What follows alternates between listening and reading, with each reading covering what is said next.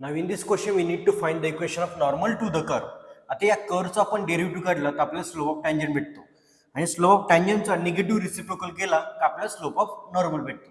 अगोदर आपण या इक्वेशन या ज्या फंक्शनचा डेरिव्हेटिव्ह काढूया. So we get dy by dx is equal to, इथे आपण u into v rule apply केला तर x as it is log x चा derivative 1 upon x plus log x as it is आणि x चा derivative 1 म्हणजे आपल्याला याचा आन्सर 1 प्लस लॉग x असं भेटलेलं आहे.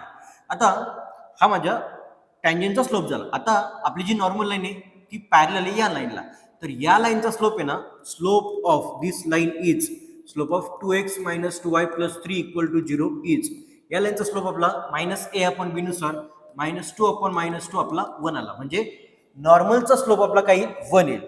आता नॉर्मलचा स्लोप जर 1 असेल तर टँजंटचा स्लोप आपला निगेटिव्ह रेसिप्रोकल म्हणजे मायनस 1 झाला.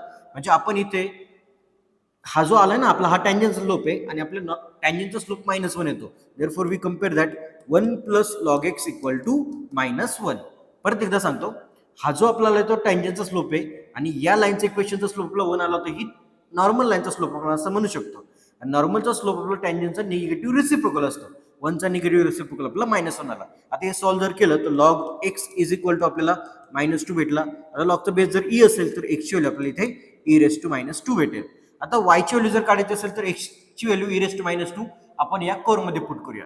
तर y is equal to e⁻² into log of e⁻² आपण असं लिहू शकतो.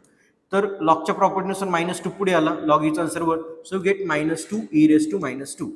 तर आपल्याला हा पॉइंट भेटला x1 y1 is equal to e⁻², -2 e⁻². हा आपला नॉर्मल लाईन वरचा पॉइंट भेटला आणि नॉर्मल लाईनचा स्लोप आपला 1 आहे. तर आपण लाईनचं इक्वेशन यूज करूया. y minus y1 is equal to m into x minus x1. तर y मायनस, आता y1 ची व्हॅल्यू मायनस मायनस मी इथे +2 e⁻² करू शकतो. आता m म्हणजे आपला slope of this line is 1 आहे आपल्याकडे आणि x मायनस x1 ची व्हॅल्यू आपली e⁻² आहे.